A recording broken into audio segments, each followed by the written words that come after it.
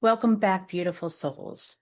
Now, before we dive into today's episode, I wanted to share something about why I do this work and why this conversation is so close to my heart. I started Lotus Sage Coaching back in 2020, right in the middle of my separation. And at that time, I realized something hard and heartbreaking. While I was married, I let my husband dictate my worth and my value. And I believed him. I didn't stand in my light. I didn't own my power. I became a diminished version of myself. And honestly, I didn't even notice how much I had dimmed until the light was just almost out. I never want another woman to feel like that, ever. I want you to feel rooted, radiant, unapologetically you. That's why I became obsessed with learning every technique, every process I could find to help us get out of our heads and back into our bodies. Because embodiment is where everything shifts. So I've earned certifications in multiple modalities, but my deepest passion, sexuality. And I have loved this topic since I was probably a preteen. I had this unique gift of being able to talk about sexuality, give people advice, even though I had never experienced any of it myself. But somehow I just knew intuitively what they needed to hear or what needed to be said. And a few years ago, when I found the Erotic Blue Blueprints, founder is Jaya, it was like coming home. But here's the truth. I realized we can't reclaim our sexuality if we're still drowning in self-doubt. So I went deeper and I asked, why do so many of us struggle to stand fully in who we are? And what I found, it all comes down to confidence. Not the fake it till you make it kind, but the deep embodied confidence that changes how you live, love, the way you lead. Out of that work, I created 6 core things, 6 areas where we as women often give our power away. Fear of being hurt, the masks that create our inauthenticity, exhaustion from constantly proving ourselves, the anger from caring for everyone else, but often don't feel that same level of care given to us. The inner wounds often going back to childhood. And finally, the one we're diving into today, feminine essence. And for those of you who don't know, I have a whole course on embodied living that covers these 6 topics. And coming up soon, we will be covering these topics in the realm of sexuality. And that will be my next course starting in January. But let's go back to our feminine essence, because this is a big one. And honestly, most of us have been taught to suppress it, hide it, twist it into something it's not. Which brings me to the question, am I feminine? And what does that even mean? So today we're going to unpack this. We're talking about why feminine energy has been misunderstood, minimalized, how our culture shaped that, and how to finally reclaim the power of both your feminine and masculine. Because Queen, we need both. So before we go deep into what feminine energy really is and why so many of us have doubts about it, I want to zoom out for a second and talk about the bigger picture, the culture that we've all been marinating in for so many centuries. So here's the deal. Around the world, cultures are often described as either masculine or feminine. And it's not about gender, it's about our values. So let's speak a little bit to that. Masculine cultures, such as the US, the one I live in, Japan, Germany, they prize competition, achievement, independence, material success. So basically this idea of you need to go hard or you go home, which explains why so many of us were raised to believe hustle is holy and slowing down is lazy. That's your masculine energy. And these can be healthy or they can be toxic, okay, in how we perceive it. Feminine culture, let's look at Sweden, Norway, Costa Rica. Those value cooperation, quality of life, empathy, equality. They're all about the we, not just the me. And here's the kicker. The countries that lean into feminine traits consistently rank higher in happiness, gender equality, even innovation. And these are the feminine qualities.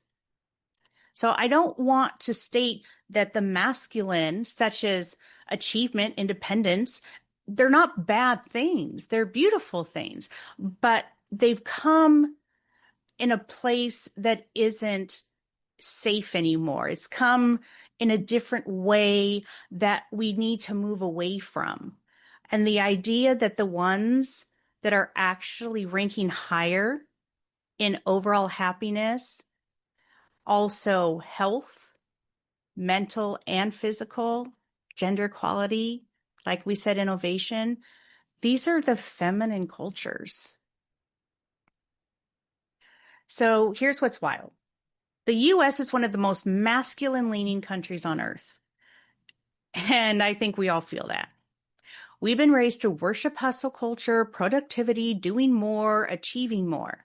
You're celebrated for how much you can handle, not how deeply you can feel. And in that world, feminine energy gets painted as weak, frivolous, even dangerous. And these masculine traits of the hustle culture, the productivity, achieving more, these have become incredibly toxic. If you remember back when we first started, when they talked about computers, how it was going to allow us more time, what it did is make people feel like they had to accomplish more in a shorter period of time. And it did the exact opposite of what it was supposed to do. And so now we're trying to lean back into some of these things of letting go of some of this. But so many places, especially in the US, we are still too much around hustle. The more you achieve, the better you are. And we need to start getting to being more of a place of feeling deeply, connection. How can we all work together? Okay. These are just my own personal thoughts, of course. Please, if you have any thoughts on this, I would love to hear them, of course. But now let's layer on a little bit more here. Okay. So when women try to embody our feminine energy in a masculine dominated culture, we're shamed for it. How many of you feel that? We are shamed for that feminine energy in this masculine culture. We're weak, right? We're frivolous. We don't understand, too emotional, right? We've been fed a story that being feminine is either frivolous, like I just said, or dangerous. That softness makes you weak, that beauty makes you a liability, that sensuality, oh girl, well, that's practically a crime. We've been told for centuries that femininity is weak, emotional, irrational, that our bodies are distractions. I mean, how many times have we been told to cover up because it distracts a man?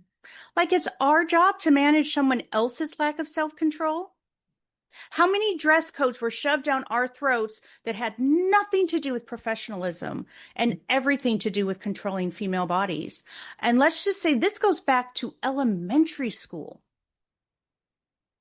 And then there's the other side, hypersexuality and femininity, where women are sold the lie that our value equals how hot we look. It's insane. We're punished for being too much and for being not enough at the same time. We cannot seem to win in this. So what do? Well, we armor up. We police our bodies. We mute ourselves. Or we overperform in a masculine energy because that feels safer in a world that shames feminine power. We disconnect from the very energy that makes us magnetic and alive because we've been taught it's risky. And let's not forget this little gem. Ladies, did you know that it's women are just too emotional to lead? How many times have you heard that one? Like, oh, you must be on your period. That's why you're upset. Give me a break. Emotional intelligence is a fucking superpower. And newsflash, the corporate world is now paying billions to teach what most women have been doing forever. Reading a room, building connection, leading with empathy. The very thing we were mocked for by the masculine is now the number one leadership skill companies are desperate to teach. And women overall, Well, we score higher when it comes to emotional intelligence. So I want you to get this. Your femininity is not a liability. Your feelings are not a flaw, and your body is not a damn invitation for someone else to misbehave. Period. End of story. Nothing to add. So let's clear this right now. Your femininity, your, sorry, now that we've called BS on all of this, right? Let's talk about why so many of us doubt ourselves and what it really means to come home to your feminine essence.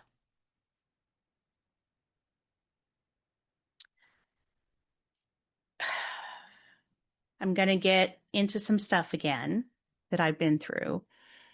And so I want to explain why it hits home for me. For years, I was masculine masked with cuteness to prove my femininity. I thought the business world required me to be all hustle, all strategy, all go, go, go, processes, procedures, tax orientation, time management. These are my superpowers. And honestly, I love this part of me. These are the masculine traits, and they serve me very well. But here's what I got wrong. I thought I had to overplay the masculine just to be taken seriously, and then sprinkle on the lipstick, the cute outfits, the perfect hair to look feminine enough. Like the feminine was just an accessory, not a power source. What I've learned is this. I don't have to choose. I get to integrate. My healthy masculine gives me structure, organization, clarity. My feminine brings creativity, intuition, flow. Together, that's where my magic is in business and in life. Okay. So why is it for so many of us that we feel that our feminine is unsafe? Well, now that we've spoken to the global epidemic of the wounded masculine energy and how an integration of healthy masculine and feminine energies is actually a good thing, I want to go back and speak to how the feminine energy felt unsafe to me for so many decades. But it wasn't healthy feminine energy. It was the toxic, wounded side of the feminine that we often see so much in our childhood and publicly still in our society. For a long time, I didn't trust feminine energy. And why? Because my experience personally was very toxic. The gossip, the backstabbing, the bullying. In high school, I was told I was gay. Wasn't true, but that didn't stop years of cruelty. I associated feminine energy with judgment and pain. So of course I armored up. I hustled harder. I controlled everything. Masculine energy felt safe. It was my shield. And so many women feel this because the feminine has been weaponized against us. We've seen the wounded feminine, the manipulation, the comparison, the passive aggressive games, and thought, nope, I'm out. But then, 2008, I went on a women's retreat in Costa Rica. And let me just say that if you haven't been to Costa Rica, you need to go. And feel free to thank me later. And I want to give a shout out to one of my mentors, Suzanne Raja, who was our feminine leader for this retreat. This retreat cracked me open. For the first time, I experienced feminine energy as safe. Women hugged me without an agenda. They supported me with no strings attached. They taught me I didn't have to prove anything. I left with a hunger to learn everything about the masculine and feminine energy. I studied David Data. I dove into Alison Armstrong's work, and I realized something profound. Feminine energy isn't weakness. It's power. And it's not the loud, forceful kind, but a deep, magnetic, life-giving power. The healthy masculine gives me structure and direction. The feminine brings me my intuition and my flow. Together, they create harmony. And as a Libra, I am all about harmony and balance. Too much masculine, we're going to hit burnout, rigidity, constant proving. Too much feminine, chaos, lack of direction.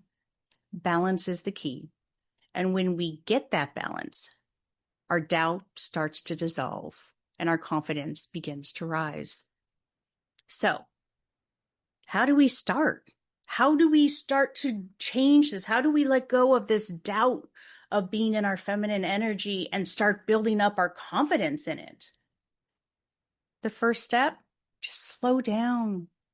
The feminine cannot exist in a constant state of rush. If you're moving like that, you're in your masculine.